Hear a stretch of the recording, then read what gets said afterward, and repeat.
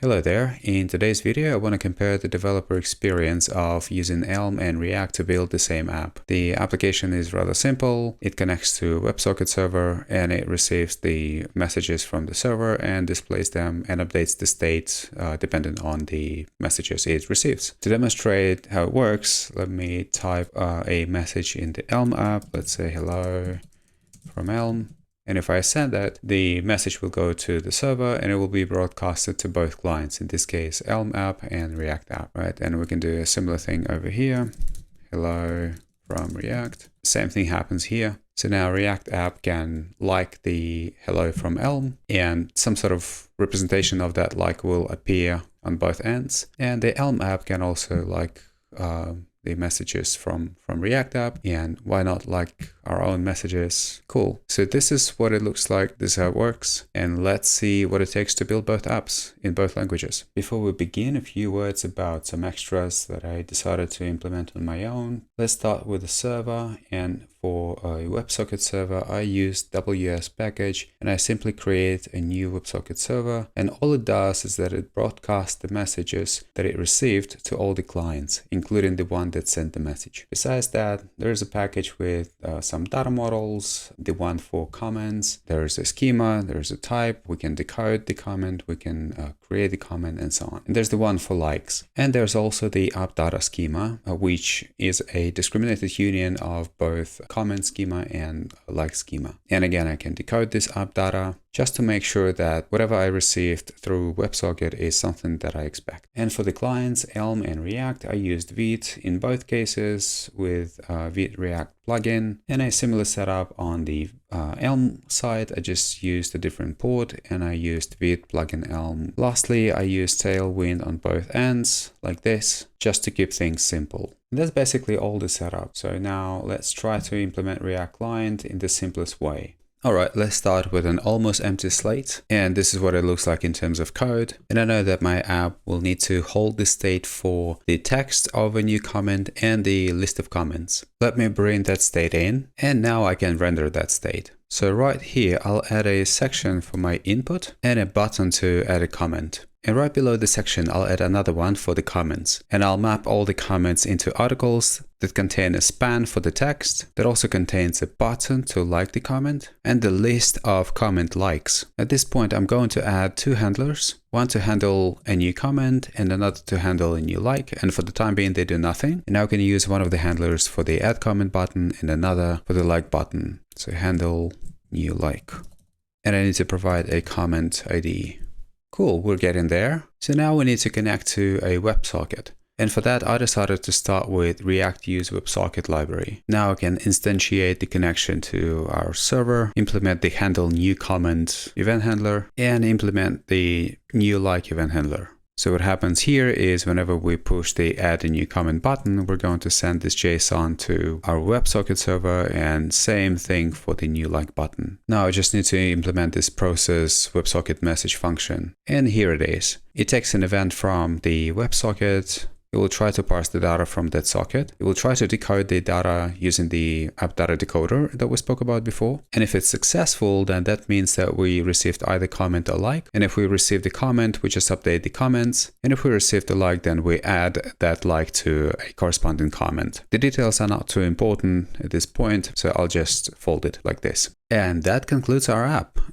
We can connect to WebSocket, we can handle the messages from WebSockets, we can send the messages to WebSockets, we've got the input and a button to send the messages, and we can display the comments that arrive from the WebSocket. Let's test it out. So we say live from my app, and then we add a comment, and here we go. And if we add a like, we receive that like from the WebSocket and we display it here. Cool.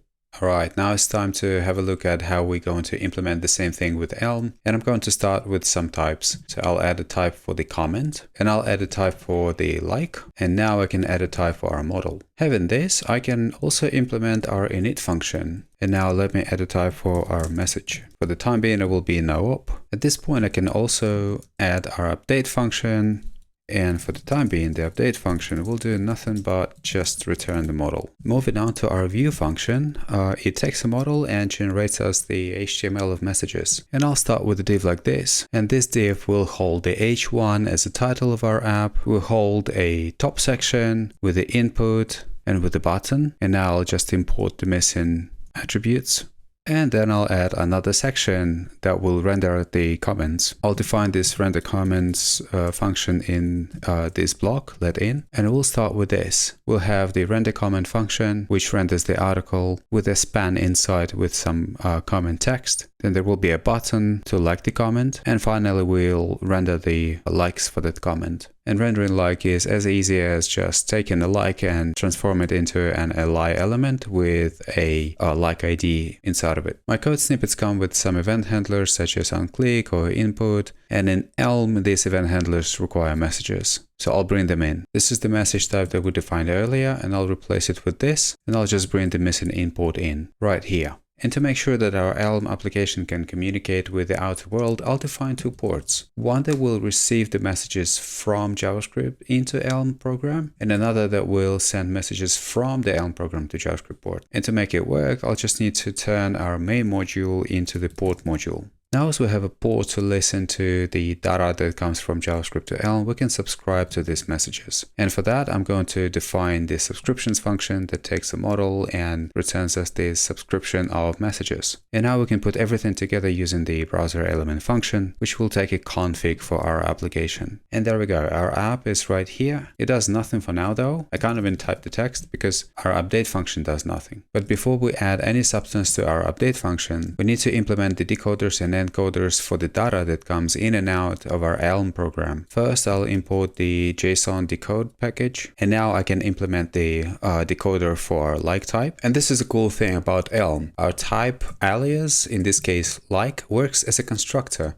So given two integers, it will construct the data structure like this. And the decoder uses this principle. So it takes this constructor and applies it to two values that it tries to decode from two fields. In our case, that would be a field with the name ID, and it will try to parse an integer out of that field, and another field called comment ID, and it will try to parse integer as well. And I will implement the same decoder for the comment. And this is how you can use the existing decoder in another decoder. And now let's implement the encoders. Encoders allow us to take the Elm value and turn it into, let's say, JSON. This type value represents the JavaScript value. And I will do the same thing for the comment encoder, meaning that I take a comment and I turn it into some JavaScript object. And the last thing I want to do here is to add a type for the incoming data. I'll call it incoming messages. And there will be one case for comment and another case for like. And the reason for that is that I'm going to receive some messages from the WebSocket connection, and those could be either comment or likes. And those incoming messages I will have to decode as well. And that would be the decoder for the incoming messages. Here's what happens here. We're going to try to decode the field type as a string from whatever object is coming in. And then based on what we've got, if our underscore type field contains a string comment, we're going to use the comment decoder. If it's a string like, then we're going to use like decoder. And for all other cases, well, we just fail because we don't know what the message is. And so finally, we're ready to implement our update function. Let's see what kind of messages we receive. So first is when we type in the text field, we set the text for the new comment. Then we'll handle the add comment message.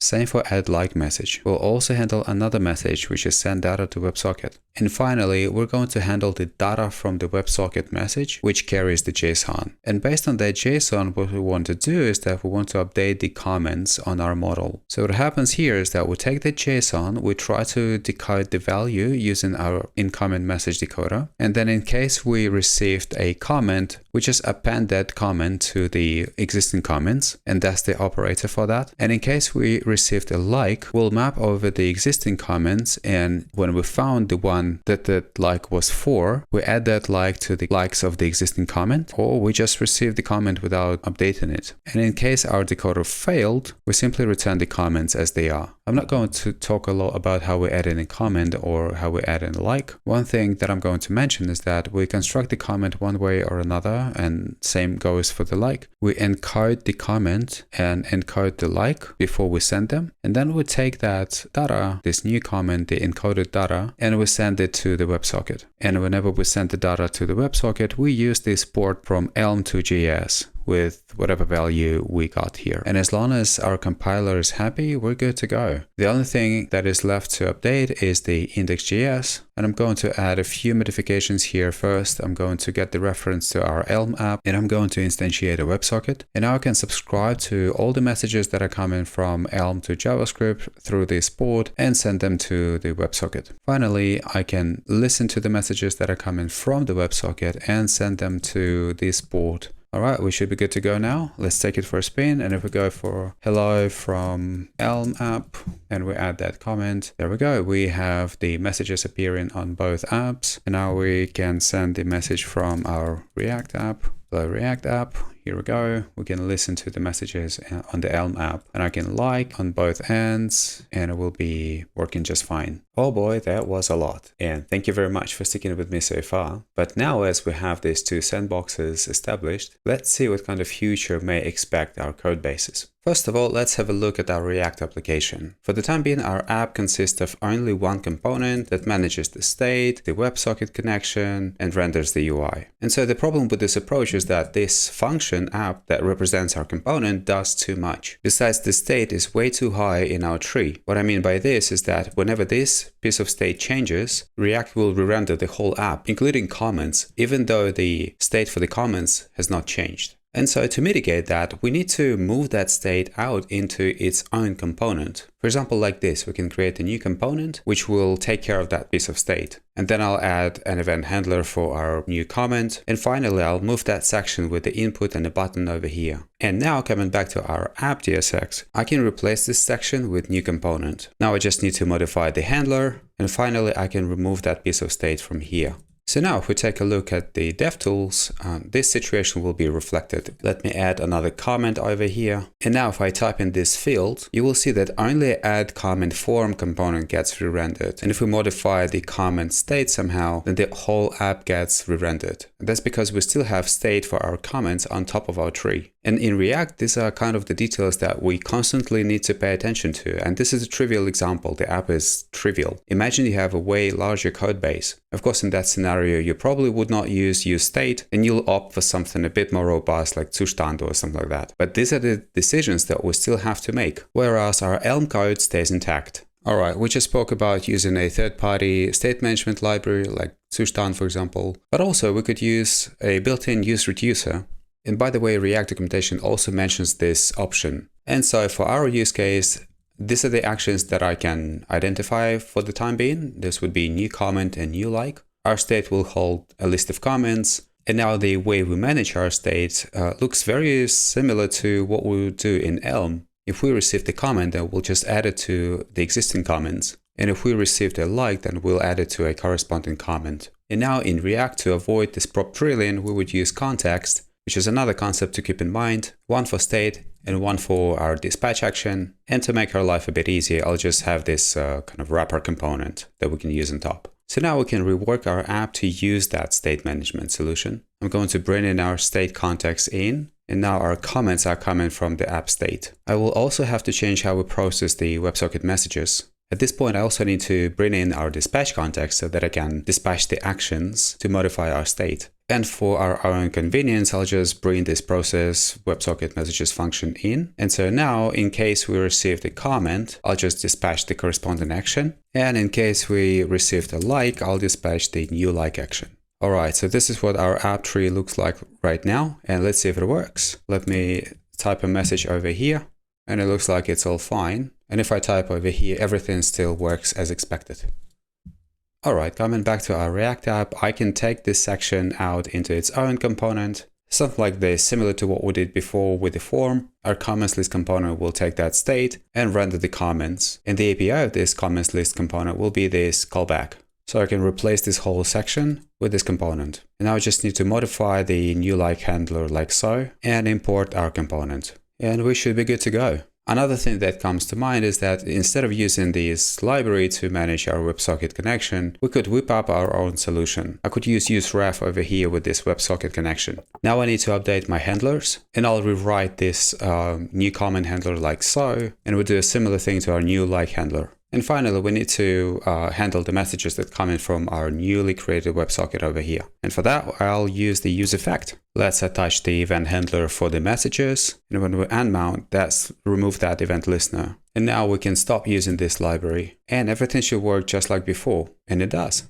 So now I have to take care of the dependencies for my hooks, and in this case that would be process WebSocket message. And if I do so, I have another situation to take care of. I need to either move this function inside of useEffect or introduce a useCallback. I'll stick to useCallback hook, and now the cycle repeats. I need to take care of the dependencies of that hook. And all while our Elm code remains intact. And without a solid ESLint setup for pull request and for local dev environment, these details would have been missed during pull request reviews or just during coding. Because a developer has to keep in mind not only the business logic, but also the quirks of the framework. And this problem gets worse the larger the code base becomes. And so in conclusion, these two apps work exactly the same way, they look the same, they behave the same way, but the amount of decisions to be made for the React code base, the amount of changes to be introduced to make it performant and scalable is far greater than for the Elm code base. While I was modifying the React code, this Elm code remained pretty much the same as we wrote it the first time. And to be fair, I can extract this section into its own function that will render this form, and we will end up with pretty much the same setup. However, this refactoring was trivial, because the view in Elm is just a function that takes a model and gives the HTML. And the only way to modify this state is to shoot a message like add like or add comment. And the same applied to our update function. Refactoring a similarly complex piece of code is trivial. But the best part is that if the compiler is happy, I can be sure that there will be no surprises during runtime. I may introduce the logical bug, like the implementation is incorrect, but it will never blow up with undefined is not a function or something like that. So yeah, the initial effort to implement these two apps was rather similar. I would even say that Elm required more effort because we need to provide all the guarantees, but all the subsequent updates and maintenance was far greater on the React side, and due to the fact that React does not impose any architectural opinions, except for some best practices. And there is no set architecture, just look at the variety of state management solutions. And JavaScript does not have any guardrails. There's a huge potential to make this code base, even on this scale, unrecognizable. Thanks for sticking with me through this video. It's been quite a ride and it took me a couple of days to make it. In this episode, I wanted to highlight some of the differences between opinionated and unopinionated tools. Well, Elm is highly opinionated. There are a lot of decisions that has been made for you. This eliminates a lot of challenges that teams typically face while building a product, and it gives you a simple and reliable architecture that's been battle tested by different companies and products of different scale and sizes. Not to mention the impact Elm had on the JavaScript ecosystem.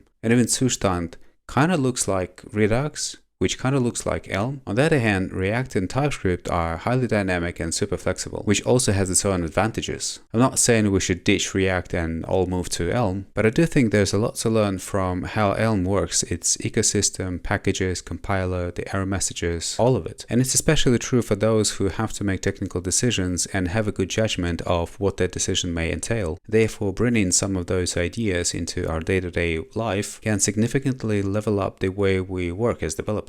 So thanks again for sticking with me, thanks again for watching, and I hope to see you in the next one.